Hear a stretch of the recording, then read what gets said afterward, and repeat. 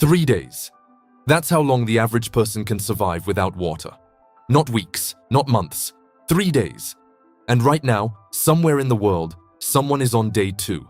Not because of a war, not because of some apocalyptic event, but simply because a pipe broke, a storm hit, or a bill didn't get paid. The scary part? Their neighbor, just one street over, has water running just fine. The difference between those two people isn't luck, it's preparation. Today, I'm going to show you 7 real ways to have clean water without depending on anything from the public grid.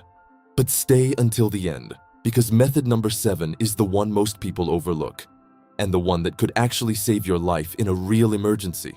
Before we get into the methods, I want to mention something quickly.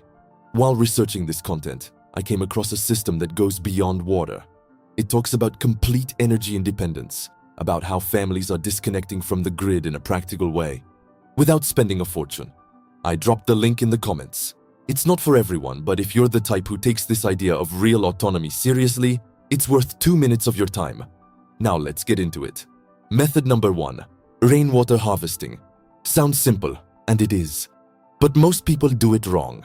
You can't just leave a bucket in the backyard and call it done. Rainwater carries soot, dust, and airborne contaminants, especially in urban areas. The right way is to use gutters. Directed into a sealed tank with a first flush diverter, which discards the dirtiest first few liters before storing the rest. With a properly built system, a medium-sized house can collect thousands of liters per year just from rain that already falls on the roof you already have. Method number 2, artesian well. This is the dream for anyone living in a rural area or wanting a truly self-sufficient property. Groundwater, when properly filtered, is one of the most reliable sources that exists. The key point is depth and water quality analysis. You can't just dig a hole, you need to know what's down there.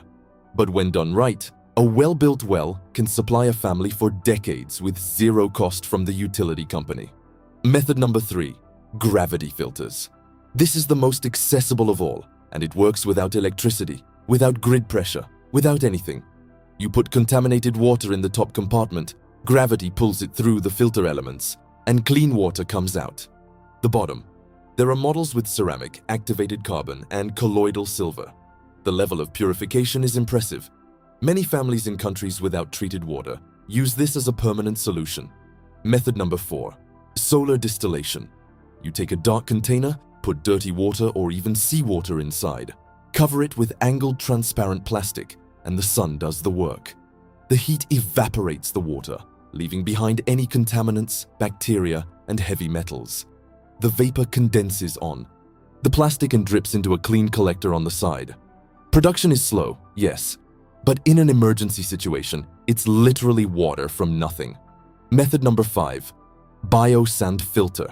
This is used in humanitarian programs all over the world. A layer of fine sand, then coarse sand, then gravel, and a controlled outlet at the bottom. Water passes slowly through these layers, and bacteria and pathogens get trapped inside.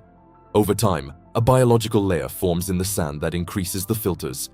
Efficiency even further. Cost close to zero. Scientifically proven effectiveness. Method number 6, ultraviolet light purification.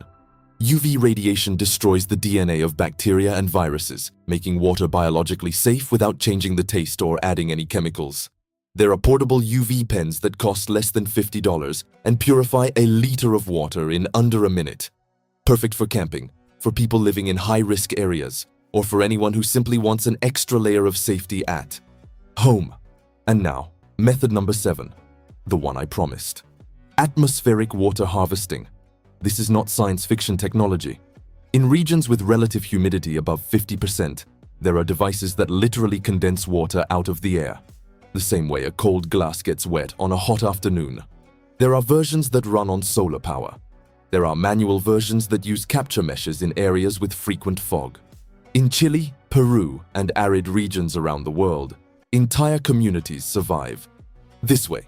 And the more global temperatures shift, the more this technology is going to make sense for everyone. Now here's what all 7 methods have in common. None of them depend on a company. None of them depend on a grid. None of them can be cut off by a crisis, by a bill you couldn't pay, by an infrastructure that simply failed. Real independence isn't paranoia. It's planning. It's the difference between being a victim of a situation and being the person who walked through it and came out standing. And if this idea of autonomy genuinely resonates with you, not just with water, but with energy too, with the idea of depending less and less on a system that clearly has its own interests in mind, I left a link in the comments to a system that some people are already using to complement exactly this mindset. It's not a miracle, it's not a scheme. It's a practical framework that makes sense for people who already think this way. Go check it out. If it connects with you, great. If it's not the right moment, that's completely fine too. Thanks for sticking around until the end. If this video made sense to you, share it with someone who needs to hear it. Because the best time to prepare has always been before you need to.